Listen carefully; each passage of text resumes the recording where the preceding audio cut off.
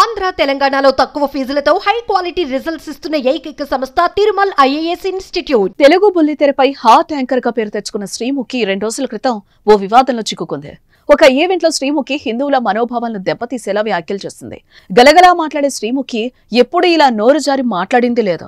పేరు మర్చిపోవడమో తప్పుగా మాట్లాడడమో చేస్తే పొరపాటులే అని వదిలేస్తారు, కానీ దేవుళ్ల గురించి తెలిసి తెలియకుండా మాట్లాడితే మాత్రం నెటిజన్స్ అస్సలు వదలరు కదా. దీంతో శ్రీముఖి క్షమాపణలు చెప్పారు.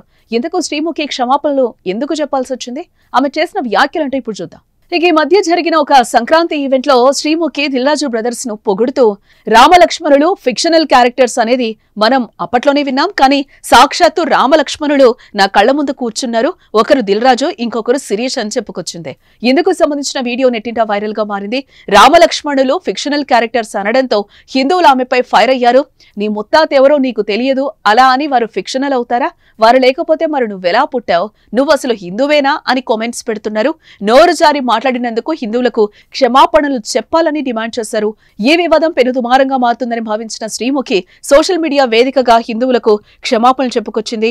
అందరికీ నమస్కారం. రీసెంట్ టైంలో నేను హోస్ట్ చేసిన ఓ సినిమా ఈవెంట్ లో పొరపాటున రామలక్ష్మణులను ఫిక్షనల్ అనడం జరిగింది. నేను ఒక హిందువునే, నేను దైవ భక్తురాల్నే, అందులోనూ రాముని అమితంగా నమ్మేదాన్ని, కానీ నేను చేసిన ఈ పొరపాటు వల్ల చాలా మంది మనోభావాలు దెబ్బతిన్నాయి. ఇలాంటి పొరపాట్లు ఇంకెప్పుడు జరగకుండా వీలైనంత జాగ్రత్త పడతానని మీ అందరికీ మాటిస్తూ మీ అందరికీ క్షమాపణలు కోరుతూ దయచేసి పెద్ద మనసుతో మీరు క్షమిస్తారని కోరుకుంటున్నాను.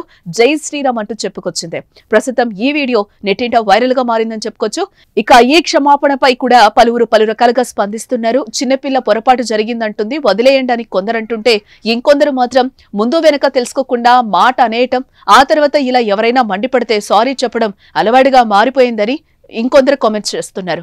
మరి శ్రీముఖి క్షమాపణలతో హిందూ సంఘాలు శాంతిస్తాయో లేదో చూడాలి. రీసెంట్ టైమ్స్ లో నేను హోస్ట్ చేసిన ఒక సినిమా ఈవెంట్ లో పొరపాటున రామలక్ష్మణుల్ని ఫిక్షనల్ అనడం జరిగింది. నేను ఒక హిందువుని, నేను దైవ భక్తురాల్ని, అందులోనూ రాముడిని అమితంగా నమ్మేదాన్ని, కానీ నేను చేసిన పొరపాటు వల్ల చాలా మంది మనోభావాలు దెబ్బతిన్నాయి.